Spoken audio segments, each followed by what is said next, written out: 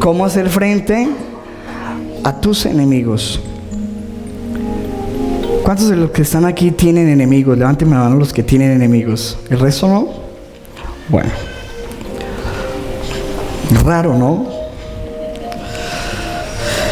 Salmo capítulo 3, versículo 1. Les voy a leer la versión traducción viviente. Dice, aquí está hablando David diciendo: oh Señor, tengo tantos enemigos. Son muchos los que están en mi contra. Son tantos los que dicen: Dios no lo rescatará. Pero tú, oh Señor, eres un escudo que me rodea. Eres mi gloria, el que sostiene mi cabeza en alto. ¿Cuántos dicen amén a eso? Según el diccionario, un enemigo es una persona que está en nuestra contra.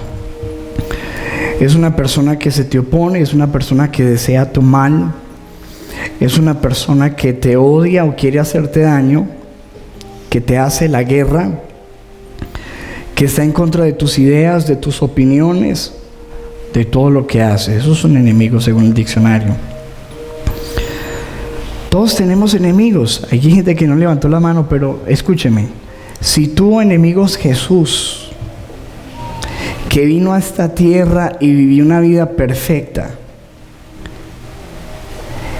y que fue la persona más amorosa que ha pasado por esta tierra, ni siquiera la persona más amorosa, el amor mismo,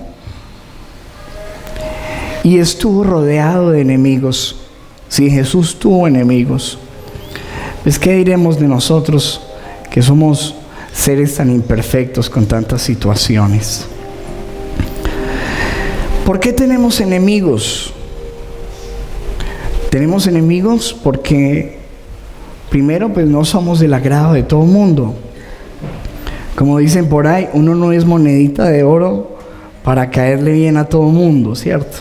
Hay gente que definitivamente no va a estar de acuerdo con lo que tú piensas, con lo que tú y yo creemos, no les gustamos, etc.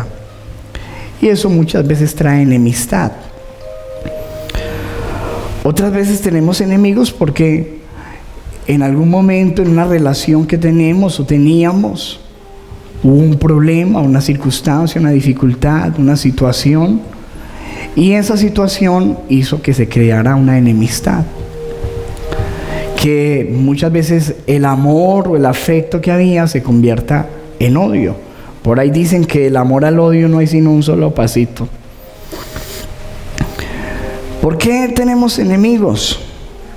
Hay versículos en la Biblia, por ejemplo, que dicen que muchas veces tenemos enemigos porque nos va bien y empezamos a tener éxito y a prosperar, y eso levanta enemistades. Mira lo que dice la Biblia en Eclesiastés 4, versículo 4. Dice: he visto asimismo que todo trabajo y toda excelencia, diga conmigo, excelencia, toda excelencia de obras despierta ¿qué? ¿Qué despierta?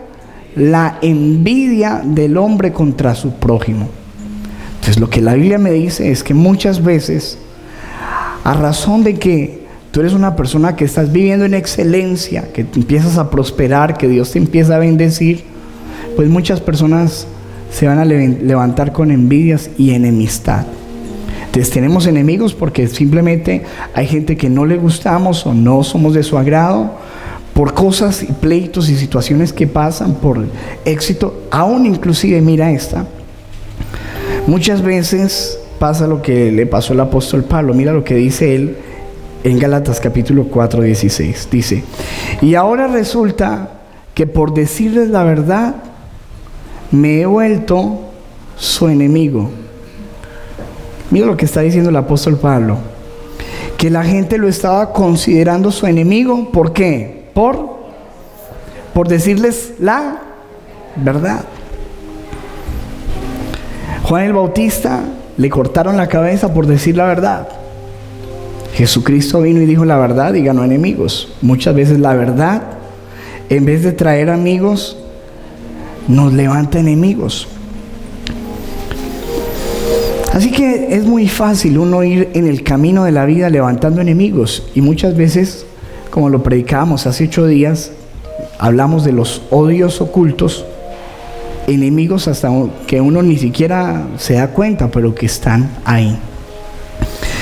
Inclusive la Biblia nos muestra cómo por cosas tan pequeñas, cosas sin sentido, cosas tan ridículas como las que vamos a ver hoy más adelante, se puede levantar una enemistad terrible. En el Antiguo Testamento había una manera que estaba establecida para tratar los agravios entre las personas, las dificultades y las enemistades.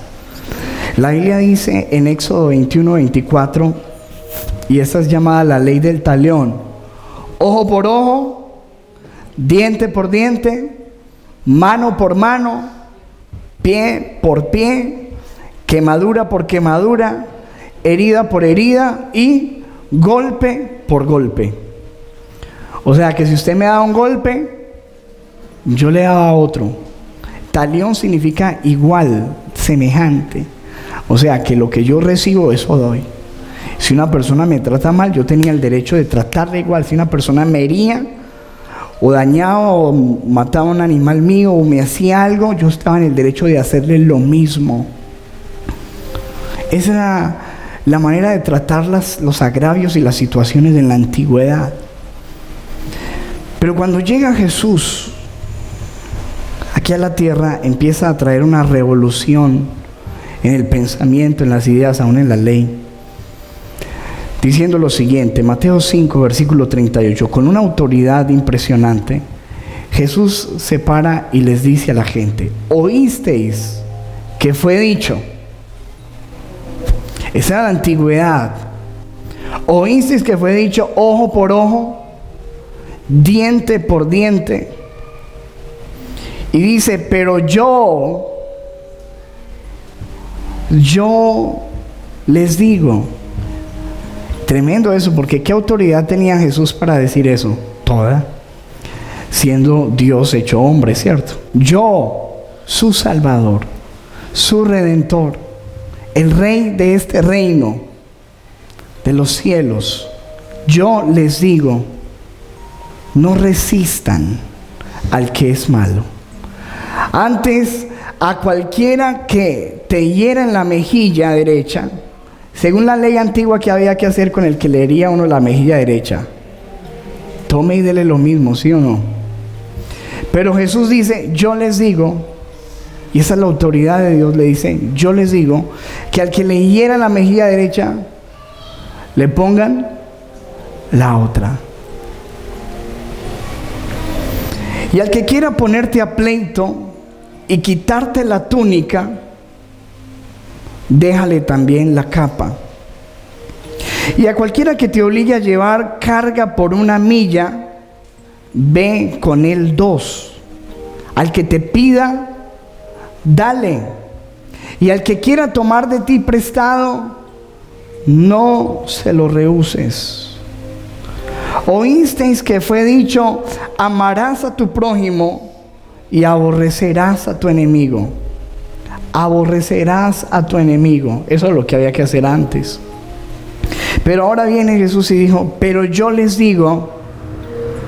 Y empieza Jesús en un solo versículo a manifestar la manera que desde el momento en que Jesús vino a la tierra en adelante debíamos tratar nosotros con las personas contrarias, con nuestros enemigos.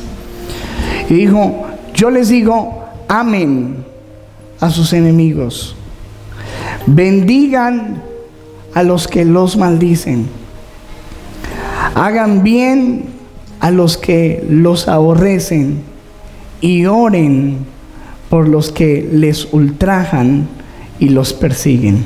¿Qué les parece esto? ¿Cuántos tienen enemigos? Levánteme la mano. El que no tiene enemigos no puede cumplir ese mandamiento del Señor, ¿cierto? Pero de resto, mira lo que dice el Señor: 4 cosas que hay que hacer. ¿Cuáles son las 4 cosas que hay que hacer con los enemigos según Jesús? Amarlos, ¿cierto? Bendecirlos. ¿Qué es bendecir?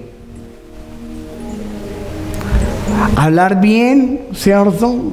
Y bendecir a la gente que nos maldice. Entonces, amar, bendecir. Dice siguiente, hacerles bien y orar por ellos. ¿Cuáles son las 4 cosas? A ver, una vez más. Amarlos, bendecirlos, hacerles bien y orar. Otra vez, amarlos, bendecirlos, hacerles bien y orar por ellos. ¿Cuántos de nosotros estamos haciendo eso con nuestros enemigos? Levanten la mano. No.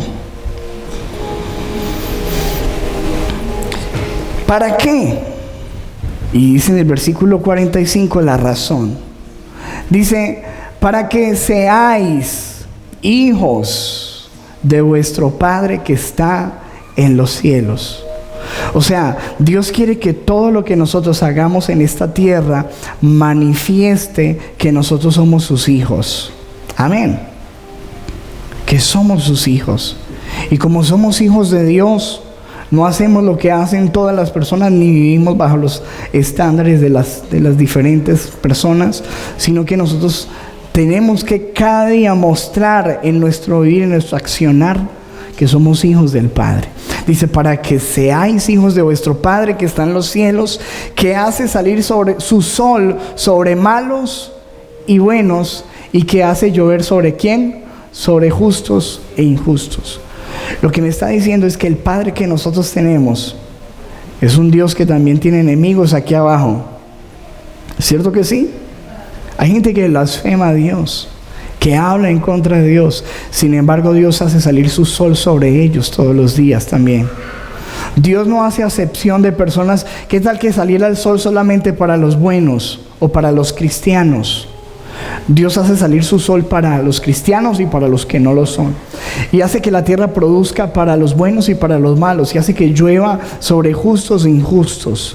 Y lo que dice Dios es, ustedes deben manifestar el carácter de su Padre Celestial con respecto a sus enemigos.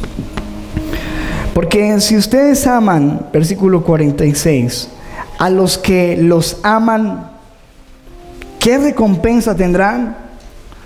¿No hacen también lo mismo los publicanos?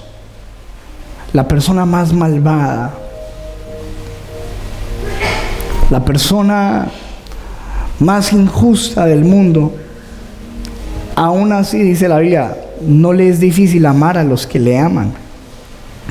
Escuchábamos por televisión, yo creo que todos, el testimonio del hijo de Pablo Escobar, un hombre que mató miles de personas, pero que el hijo decía, era un excelente padre, me amaba con todo su corazón.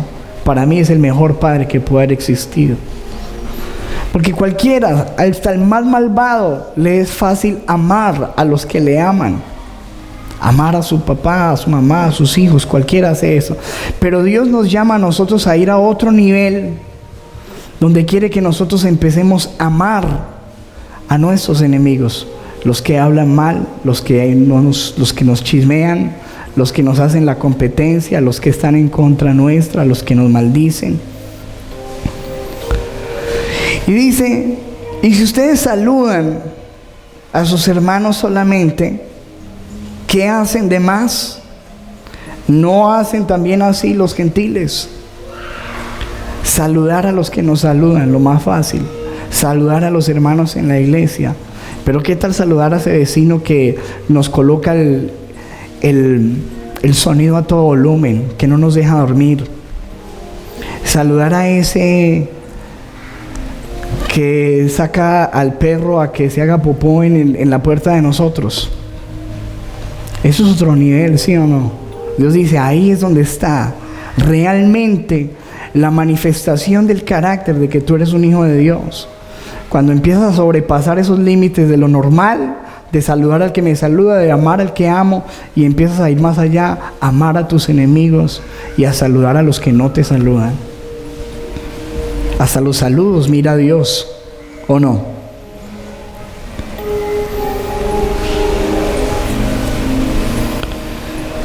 Sed pues vosotros perfectos, como vuestro Padre que está en los cielos es perfecto. Dile a la persona que está a tu lado ese versículo. Sed pues perfecto, como vuestro Padre que está en los cielos es perfecto. Eso fue lo que dijo Jesús con respecto a los enemigos. Pero mira lo que dice el apóstol Pablo en Romanos 12, versículo 19. Dice: no tomen venganza, hermanos míos. Venganza. ¿Qué es vengarse? Es tratar de aplicar la ley del talión, de responderle mal a una persona que me hizo algo malo, de hacerle lo mismo que me hicieron. Dice: no tomen venganza, hermanos míos, sino dejen el castigo en las manos de Dios. Esta es la versión internacional.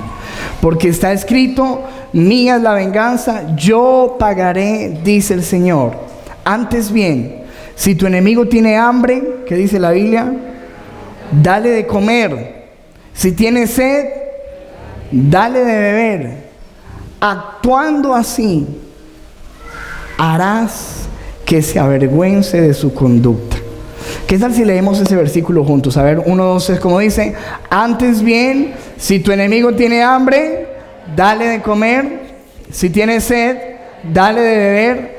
Actuando así, harás que se avergüence de su conducta. Actuando así, harás que se avergüence de su conducta. Grábese ese versículo porque es importante para lo que vamos a hablar hoy. Versículo 21 dice: no te dejes vencer por el mal. Al contrario, vence el mal con el bien. Vamos a leer ese versículo juntos a ver cómo dice. No te dejes vencer por el mal, al contrario, vence el mal con el bien. Y todos estos principios de la palabra, si nosotros los aplicáramos, si las iglesias, los pastores, los presidentes de las naciones, mejor dicho, la cosa sería con otro fin. Otra sería la historia. Hay una persona en la Biblia que nos puede enseñar mucho sobre eso, y es el que compuso el salmo que empezamos leyendo al principio, el Salmo 3. Él le dijo: Dios, ayúdame porque tengo muchos enemigos. Muchos son los que se levantan contra mí y que me dicen: no hay para mí salvación. David fue una persona rodeada de enemigos toda su vida, peleando con enemigos. Enemigos en su propia casa. Uno tener de enemigo al propio hijo que se levante para matarlo a uno, es una cosa impresionante. Pero el enemigo máximo de David fue el rey. Y qué difícil debe ser para una persona tener como enemigo a la persona más importante del país, a su rey.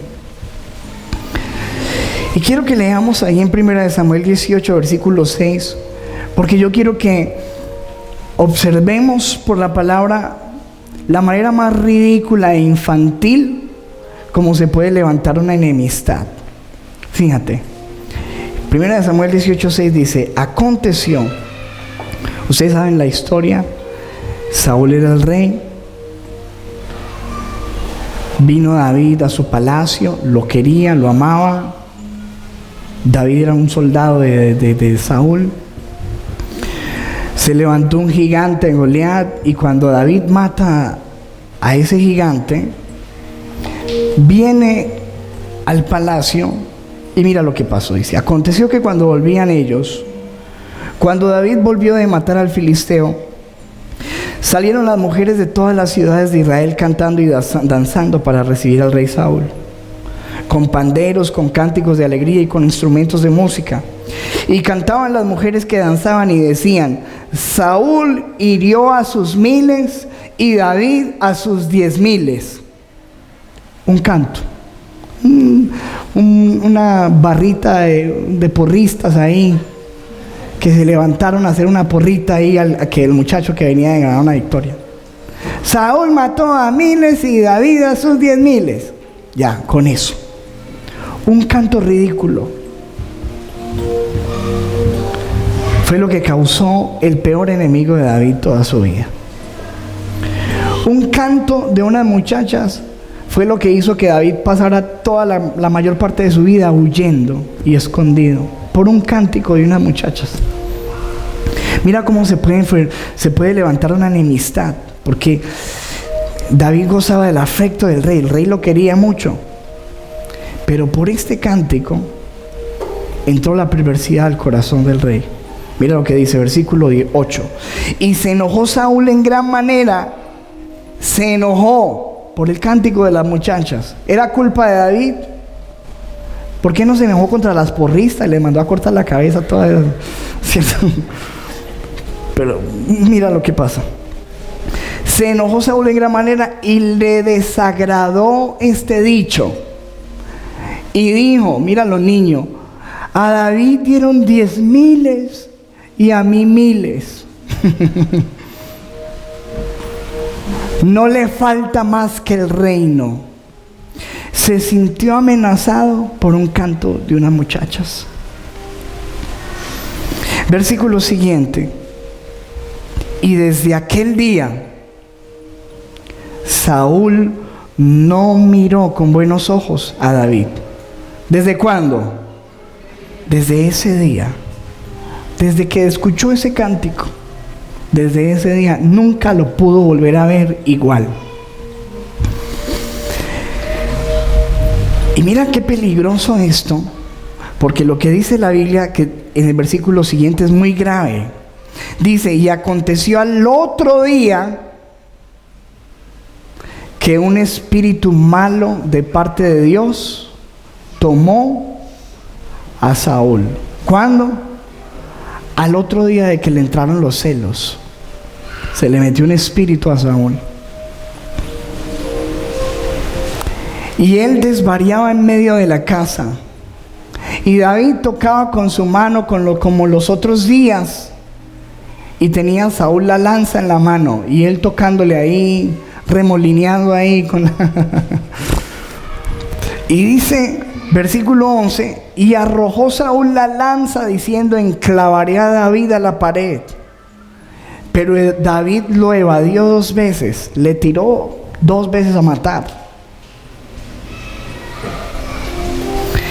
Y desde este día en adelante David tuvo que ser perseguido gran parte de su vida por un loco endemoniado, por un rey endemoniado y lleno de celos, por un rey que se sintió amenazado por un cántico infantil de unas porristas ahí en la plaza.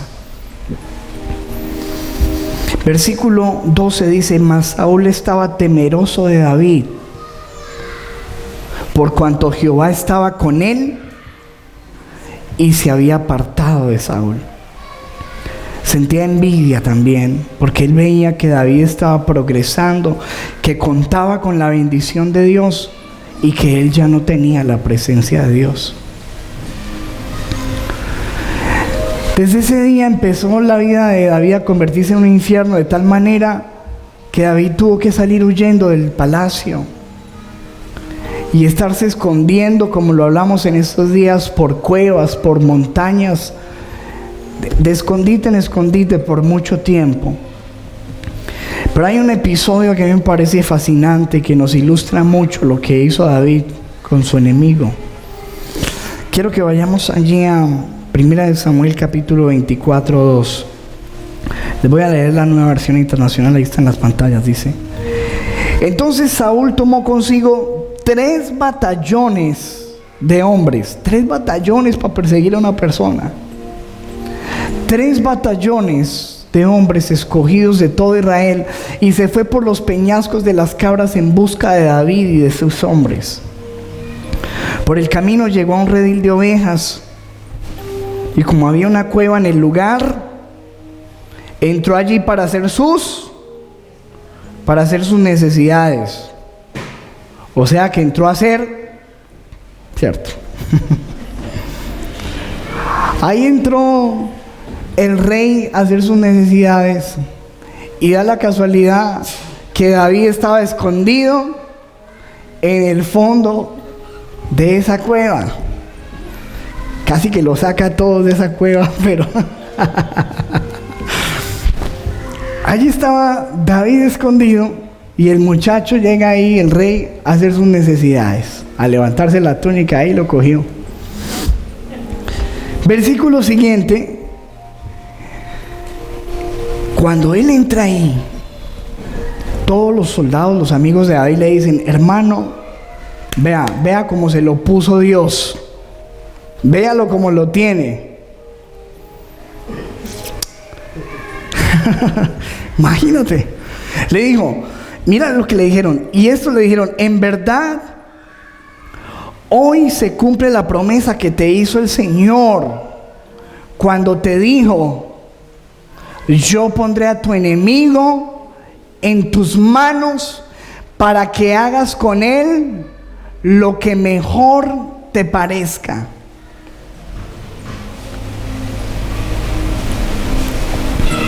Ahí lo tienes, David. Todos empezaron a decir: míralo, ahí te lo puso Dios. Dios te puso a tu enemigo para que hagas con él lo que mejor te parezca. Y me parece impresionante porque en el tiempo de David Jesús no había dicho: amarás a tu enemigo, orarás por él, harás bien, no paguéis mal por bien, ¿cierto? Sino vence con el bien el mal. Todas esas cosas no habían sido dichas, pero eso estaba en el corazón de David. Mira lo que dice la Biblia. David se levantó y sin hacer ruido cortó el borde del manto de Saúl.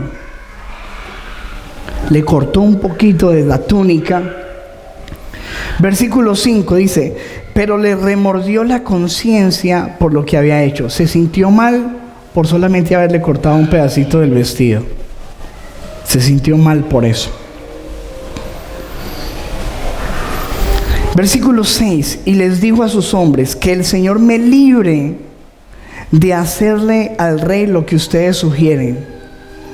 No puedo alzar la mano contra él porque es el ungido del Señor. De este modo David contuvo a sus hombres y no les permitió que atacaran a Saúl.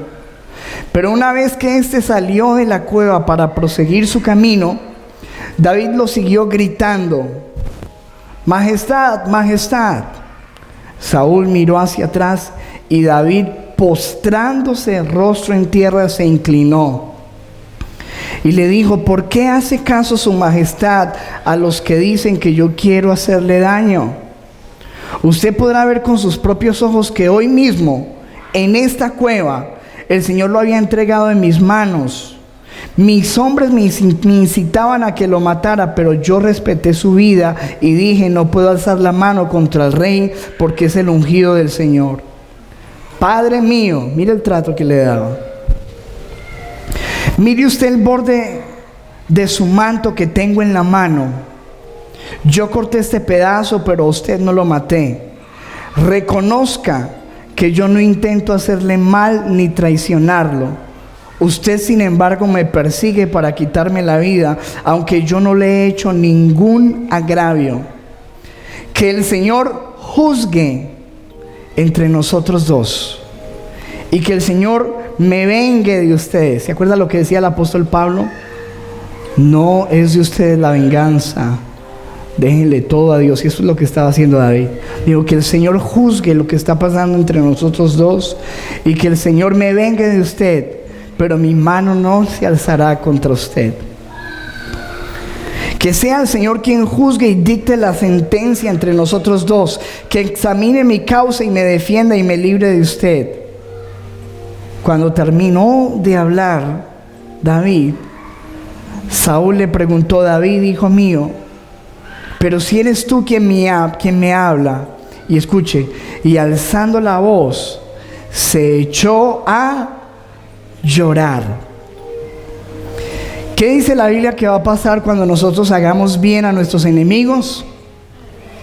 Que ellos van a ser, ¿qué? Avergonzados. Y en ese momento Saúl estaba profundamente avergonzado de estar persiguiendo a un hombre y de estar haciéndole mal y de ser el enemigo de un hombre que no tenía ni la menor intención de hacerle daño. Dice, lloró, se echó a llorar.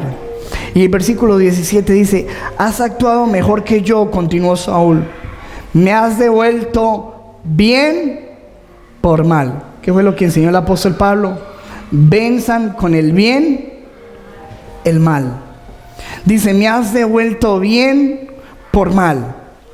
Hoy me has hecho reconocer lo bien que me has tratado, pues el Señor me entregó en tus manos y tú no me mataste.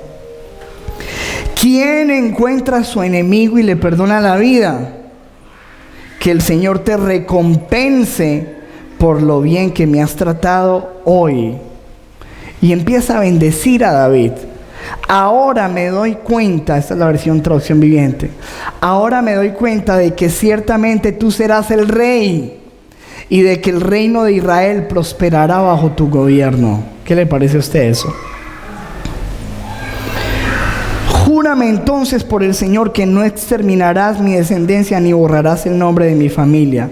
David se lo juró. Luego Saúl volvió a su palacio y David y sus hombres subieron al refugio. Y eso es una muestra impresionante de la capacidad que tenía David de tratar a sus enemigos, pagando bien por mal, bendiciendo a sus enemigos. Uno diría que Saúl dejaría las cosas así y que se daría cuenta de su error y nunca más volvería a perseguirlo. Pero si usted ve 2 capítulos después, al poco tiempo, mire lo que dice, es el 1 Samuel 26:1. Los habitantes de Zif fueron a Gibea y le dijeron a Saúl, ¿no sabe el rey que David está escondido en el monte de Jaquila frente al desierto? Entonces Saúl se puso en marcha con 3 batallones de hombres escogidos de Israel y bajó al desierto de Zif en busca de David. Otra vez, después de este episodio, otra vez acampó en el monte de Jaquila, en el que está frente al desierto, junto al camino. Y cuando David, que vivía en el desierto, se dio cuenta de que Saúl venía tras él otra vez, envió espías para averiguar dónde se encontraba.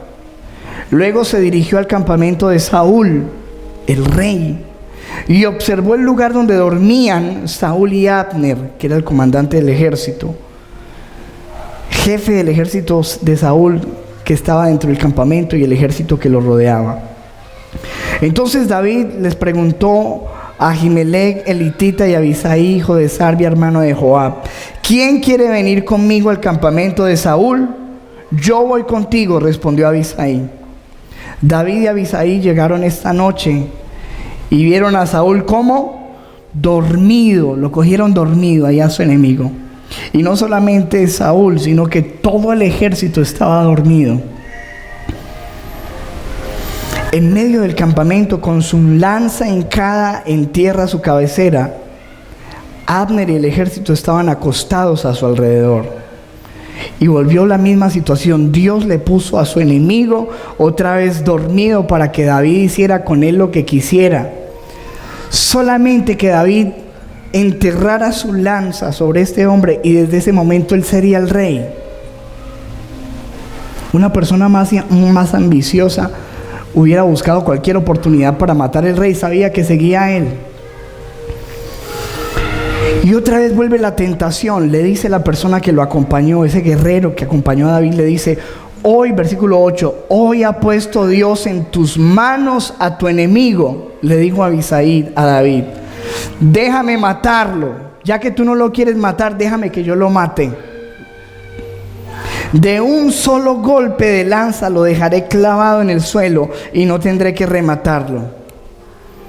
Y mira la respuesta de David. No lo mates, exclamó David. ¿Quién puede impunemente alzar la mano contra el ungido del Señor? Y añadió, tan cierto como que el Señor vive, que Él mismo lo herirá, o le llegará la hora de morir, o caerá en batalla. En cuanto a mí, que el Señor me libre de alzar la mano contra su ungido. Solo toma la lanza y el jarro de agua que están a su cabecera y vámonos de aquí. Tomó la lanza y la jarra de agua y se van. David mismo tomó la lanza y el jarro de agua que estaban a la cabecera de Saúl, y los dos se marcharon. Nadie los vio ni se dio cuenta, pues todos estaban dormidos. No se despertaron, pues el Señor los había hecho caer en un sueño profundo. Esto era de parte de Dios lo que estaba pasando. David cruzó al otro lado y se detuvo en la cumbre del monte, de modo que había una buena distancia entre ellos. Entonces llamó al ejército y a Abner, hijo de Ner. Abner, ¿me oyes? Abner replicó: ¿quién le está gritando al rey? David le contestó: ¿no eres tú el valiente sin par en Israel? ¿Cómo es que no has protegido a tu señor el rey? Te cuento que uno del pueblo entró con la intención de matarlo. Lo que has hecho no tiene nombre. Tan cierto como que el rey vive, que ustedes merecen la muerte por no haber protegido a su rey, el ungido del Señor. A ver, ¿dónde están la lanza del rey y el jarro de agua que estaban en su cabecera? Saúl, versículo 17, que reconoció la voz de David, dijo: David, hijo mío. Pero si eres tú quien habla. Soy yo, mi señor y rey, respondió David. ¿Por qué persigue mi señor a este siervo suyo? ¿Qué le he hecho? ¿Qué delito he cometido? Versículo 21. Entonces Saúl, otra vez avergonzado, confesó: he pecado, hijo mío.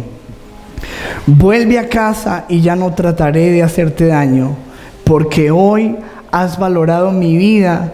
He sido un tonto y he estado muy, pero muy equivocado. David respondió: su majestad, aquí está su lanza. Mande usted a uno de sus criados a recogerla. Versículo 23. Que el Señor le pague a cada uno según su rectitud y lealtad, pues hoy Él lo había puesto a usted en mis manos, pero yo no me atreví a tocar siquiera al ungido del Señor. Sin embargo, así como hoy valoré la vida de usted, quiera el Señor valorar mi propia vida y librarme de toda angustia. Versículo 25. Bendito seas, David. Mira lo que dice Saúl. Bendito seas, David. Hijo mío, respondió, tú harás grandes cosas y en todo triunfarás. Mira lo que le está diciendo su peor enemigo. Tú harás grandes cosas y en todo triunfarás. Luego David siguió su camino y Saúl regresó a su palacio. Y en estas dos historias que vemos, nos damos cuenta la manera como David trató con su peor enemigo. Y cómo yo creo que Dios estaba conociendo a través de esto el corazón de David. Conociendo con esta situación lo que David iba a hacer, la manera que él iba a intervenir y la capacidad que él tenía para ser un buen rey. Hermanos, si David pudo perdonar a un hombre que lo estaba persiguiendo para destruirlo y matarlo, ¿cuánto más nosotros podremos hacer cosas más sencillas con personas que son nuestros enemigos? Finalmente Dios obró y tomó venganza a favor de David. Finalmente le llegó la hora de morir a Saúl. Finalmente le llegó la hora de reinar a David. Y finalmente Dios obró lo que dice su palabra, versículo 12 de 19 de Romanos. No tomen venganza, hermanos míos, sino dejen el castigo en las manos de Dios. ¿En las manos de quién? De Dios, porque está escrito: mía es la venganza, yo pagaré, dice el Señor. Antes bien, si tu enemigo tiene hambre, dale de comer. Si tiene sed, dale de beber. Actuando así, harás que se avergüence de su conducta, como lo hizo Dios con Saúl. Finalmente retomemos lo que dijo Jesús. Pero yo os digo, amad a vuestros enemigos, bendecid a los que os maldicen, haced bien a los que os aborrecen y orad por los que os ultrajan y os persiguen. Esta es la manera. ¿Cuáles son las 4 cosas que tenemos que hacer? Amar, bendecir, hacer bien y orar. Esta es la manera que Dios quiere que nosotros enfrentemos a nuestros enemigos. Amén.